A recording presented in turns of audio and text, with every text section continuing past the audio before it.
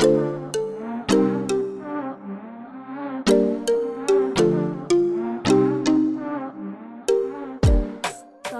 warahmatullahi wabarakatuh. Dalam kesempatan kali ini saya akan menjelaskan tentang beberapa surah yang ada di dalam Al-Quran yang berkaitan dengan entrepreneurship dan juga zakat dan fungsinya bagi sosial ekonomi.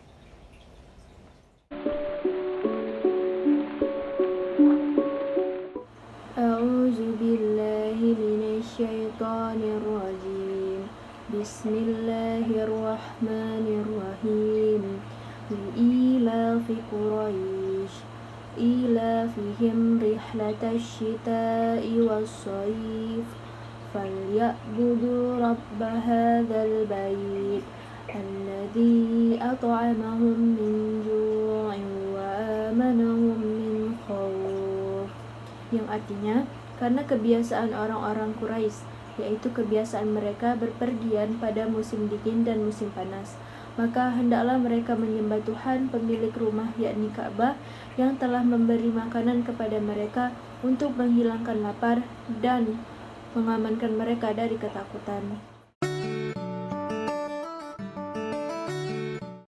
Adapun asbabun nuzul dari surat Al-Quraisy ini sendiri, yakni Allah ingin memberitahu kepada orang-orang Quraisy dan mengingatkan orang-orang Quraisy tentang nikmat-nikmat Allah, yaitu salah satunya adalah nikmat keamanan, yang pada surat Al-Fil sudah dijelaskan tentang kebinasaan pasukan bergajah yang hendak menyerbu Mekah untuk menghancurkan Ka'bah. Nah, dengan rasa aman itu, orang-orang Quraisy bisa menjalankan kebiasaan mereka berupa berpergian pada musim dingin dan musim panas.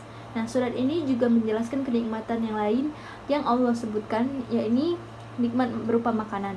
Nah, dengan demikian itu seharusnya orang-orang Quraisy ini menyembah Allah tanpa menyekutukannya dengan sesuatu apapun. Selanjutnya adalah tafsir dari Al-Mukhtasar terhadap surat Al-Quraisy ayat 1-4, yakni Allah menyebutkan kenikmatan yang telah diberikan kepada kabilah Quraisy berupa keamanan dan perniagaan yang biasa mereka lakukan menuju negeri Yaman dan Syam, sehingga mereka dapat menikmati kenikmatan yang ada pada musim panas dan musim dingin. Nah, sebagai nikmat yang harus mereka syukuri. Takjublah pada kebiasaan kaum Quraisy yang berpergian ke Yaman di musim dingin dan ke Syam di musim panas, dan kenikmatan-kenikmatan yang ada pada dua perjalanan itu. Kemudian rasa keamanan, yang dimana dalam hal ini dimaksudkan untuk tidak menyekutukan Allah Subhanahu wa Ta'ala.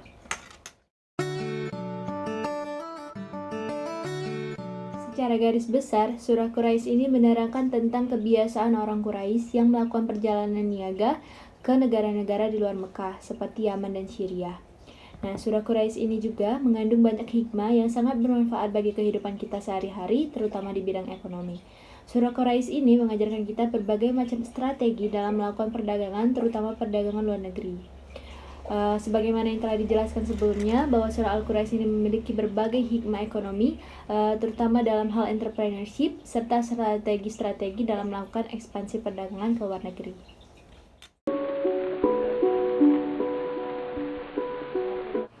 A'udzu billahi minasyaitonir rajim.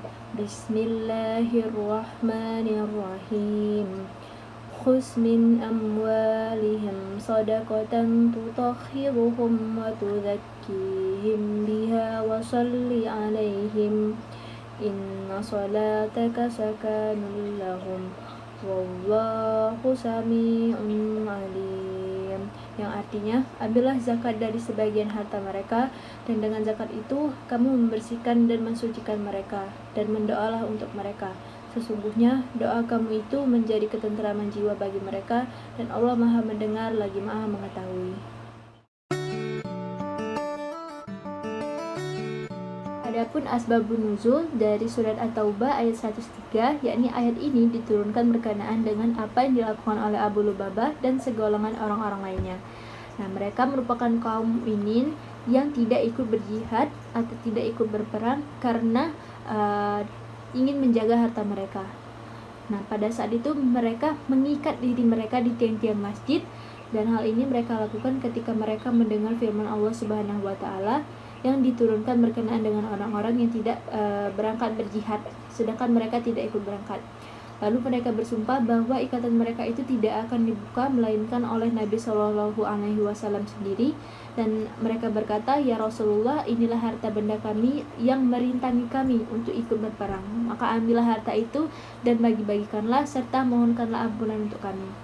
Kemudian setelah ayat ini diturunkan, Nabi melepaskan ikatan mereka, dan Nabi kemudian mengambil sepertiga harta mereka, kemudian menyedekahkannya kembali, mendoakan mereka sebagai tanda bahwa taubat mereka telah diterima. Selanjutnya adalah tafsir Al-Muyassar terhadap surat At-Taubah ayat 103, yakni ambillah. Yang dimaksudkan adalah Rasulullah dari harta mereka sebagai zakat yang akan membersihkan mereka dari noda-noda maksiat serta dosa dan mengembangkan kebaikan mereka. Dan panjatkanlah doa untuk mereka setelah kamu mengambil zakat dari mereka. Nah, sesungguhnya doamu adalah rahmat dan ketentraman bagi mereka, dan Allah Maha Pendengar doamu, lagi Maha mengetahui amal perbuatan dan niat mereka.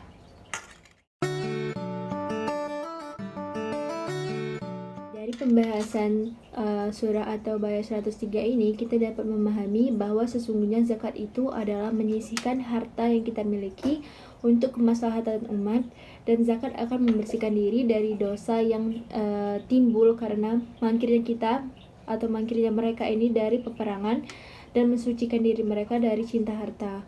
Nah, zakat juga akan membersihkan diri mereka pula dari semua sifat-sifat jelek yang timbul karena harta benda seperti kikir, tamak, dan sebagainya. Nah, dalam ayat ini Allah memerintahkan untuk berdoa kepada Allah setelah melakukan pemungutan dan pembagian zakat, untuk meminta keselamatan dan kebahagiaan bagi pembayar zakat. Nah, zakat bermakna mengeluarkan sebagian harta tertentu yang telah diwajibkan oleh Allah Subhanahu wa Ta'ala untuk diberikan kepada orang-orang yang berhak menerimanya. Nah, dalam hal ini berkaitan dengan sosial ekonomi. Itu dia tadi penjelasan tentang entrepreneurship dan juga zakat bagi sosial ekonomi, dan dikaitkan dengan Quran surat Al-Quraish dan At-Taubah ayat 103. Semoga materi ini dapat bermanfaat. Lebih dan kurangnya saya mohon maaf. Kepada Allah saya mohon ampun. Wabillahi taufiq wal hidayah. Wassalamualaikum warahmatullahi wabarakatuh.